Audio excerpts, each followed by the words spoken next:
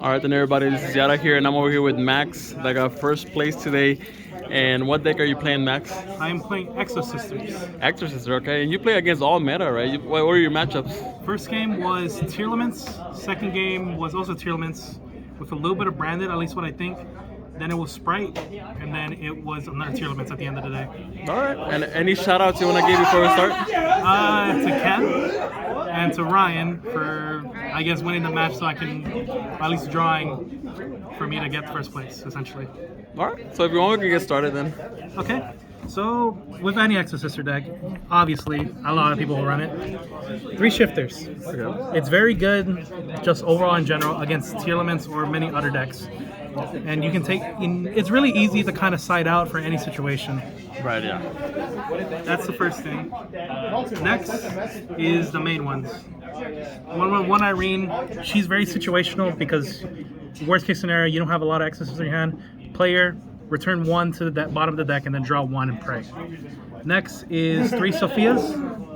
She's also one to go off some other ones because if you have another Exos on the field, just another draw 1, which is always just a good card in general. Stella, which is always just a good one to bounce off each other because she lets you special summon 1 from the hand. And then one of the last few, Ellis, she lets you special summon if you already have one on the field. And then the best one of all, Martha. Just her right there is a free Xyz if you can get her on the field. Though you are locked to Exosisters, you can still pop off with it. Another thing with them is that because of tier, how they pull a lot from the graveyard or anything with the Beastals, if they're on the field and they pull anything from the graveyard, that's free Xyz right then and there. Next, you're going to want to run probably Carpe Diem. Just one of them because it's just a good card just in case something happens. You won't get targeted by monster special summon or graveyard, which is kind of often, but not very. It can pop 1 spell or trap if they attack you, and you can negate 1 card if you Xyz. So it kind of stops if you have like Nibiru pops up or something like that. Next, you want one of the starters, which is Pax. Pax just lets you get any of the Exosister cards, which is always good. And then worst case scenario, you have a lot of them in the graveyard, and you pull one of them, you can special summon them if they coordinate with each other. One thing that will coordinate with the shifter is Small World. How the way Small World works is if you pitch any of the sisters, majority of the time you want Irene or Sophia, you can use shifter as your bridge and grab any of the sisters you need. Majority of the time you'll probably grab Martha. 1 D-Fisher, it's always nice to have a D-Fish just in case something happens. If you don't have shifter or something else will else happen. 2 Prosperities because it's just a good card just to search because you don't really use too much of your extra deck because of the restriction with Martha. So you have a lot of cards in here that will kind of just push it off from there. Raigeki is always just a good board wipe. It's really good if you pair it with shifter or fissure and shifter because it just sends everything to the graveyard. As for kind of hand traps, Imperms, this is always a good card. Ash Blossoms to stop Tearlaments from adding cards or stops Prosperities. And then this one goes to match, locks into any types. And since with Exosisters, all the Xyz and the normal monsters are just all lights. Now this one is probably going to be confusing for some people. Soul Drain. Soul Drain stops any abilities activated from the graveyard or banishment.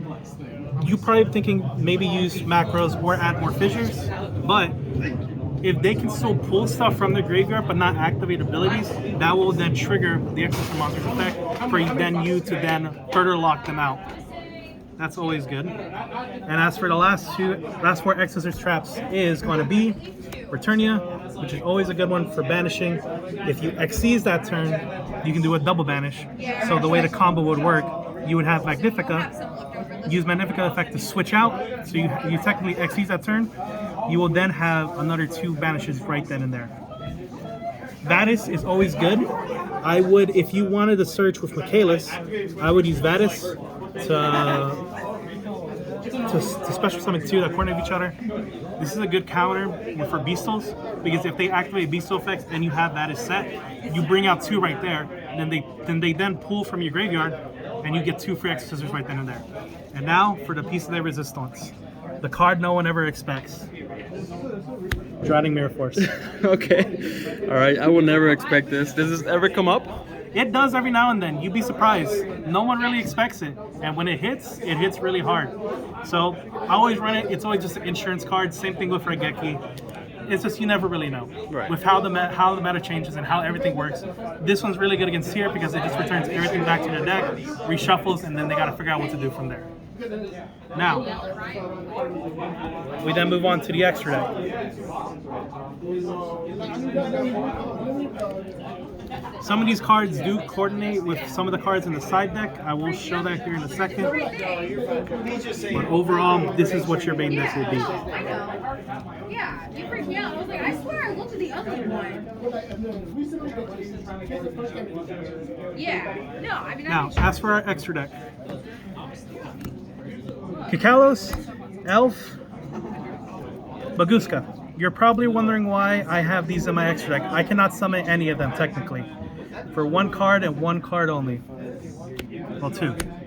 Winter Cherries. Against Tier, Tier will usually run all three of these cards. So depending on the situation, you can just have these and make them banish the cards so you don't have to worry about that. So this is more of a going second card. You usually want to go first with Exosister, so it's always just a good card to have. Gaga Kaiboy, because of time, you never really know. So it's rarely used that often because with Exosisters, you either pop off or you kind of don't. Zeus, just because Zeus is good overall. Let's say worst case scenario, you have your Exosister monsters but you don't kill them. Next turn you can attack again, have Zeus if that happens. Number 104, Masquerade. This one is kind of a weird one. I had it in there just to go against Rivalry of the Warrior because all the normal Exosister monsters are spellcasters. And the thing is with all the other Exosister Xyz, they are warrior. So you can't really go into them. So this is always a good card to kind of just go into in case Rivalry comes up. As for your Exosisters, for the first one, Astolfo. This is a good card. If you can summon this on your opponent's turn, it locks out any abilities from the graveyard and they kind of have to figure out what to do from there. Gabrine, it is a monster negate. If it's summoned on your opponent's turn or on your turn, you can negate one monster on their field, and it's just a negation. It's always good. Caspitels are your searchers for your turn. They'll search one monster Exosister from the deck, add to your hand, and that's about it. It's pretty good. It also can lock out your opponents from special summoning from graveyard, which is also another good side effect depending what you're playing. The big ones, Michaelis. Michaelis is a target banished from either the field or in the graveyard, which is always good depending on the situation. Let's say your opponent targets a card in the graveyard and they need to bring it back. You can activate the Michaelis effect, get rid of that target, and then that fizzles out. It also searches your Exosister traps and spells, which is always just a good thing in general. Now the last one, Magnifica. Magnifica is just a good overall card just to have. It takes a little bit to pull her out, but she has great value. She is a non-target banish, so any of those cards saying that they cannot be targeted, well, doesn't matter. It's not technically a target. And the last effect is if the card or any card activation is activated, detach one material from Magnifica, return it to the extra deck, then use Magnifica and whatever's left on her, summon back that target from the extra deck, which is essentially another Xyz target for you to use Returnia or for any other card. And it's also a dodge in case they try to target Magnifica. Now, lastly for your extra deck, I already showed you side deck. I already showed you Ghost Cherries, and now the big ones. Solemn Judgment, it's risky to use, but it will kind of save you for stuff like Evenly Match or a Harpies or a Lightning Storm. Evenly Match for going second, just because wiping out your opponent's board before you can do anything is kind of good to use. It also can be used kind of as a bait in a way. Lightning Storms and also Harpies, just a back row remover. Dark Rule No More, same thing, just a negation for you to just kind of pop off after that. As for field spells, Necro Valley, Zombie World, and Terraforming. Zombie World's mostly against Flanderies. Necro Valley's kind of iffy spot because most of the cards in the deck already do what Necro Valley does. So it's kind of if you really can't activate their effects, just use Necro Valley, it'll do it for you. And then Zombie World just stops Flu and some other cards that require those monsters that they need. And besides that, that's kind of it. All right then, Max. Thank you so much for that beautiful deck, brother. Appreciate it.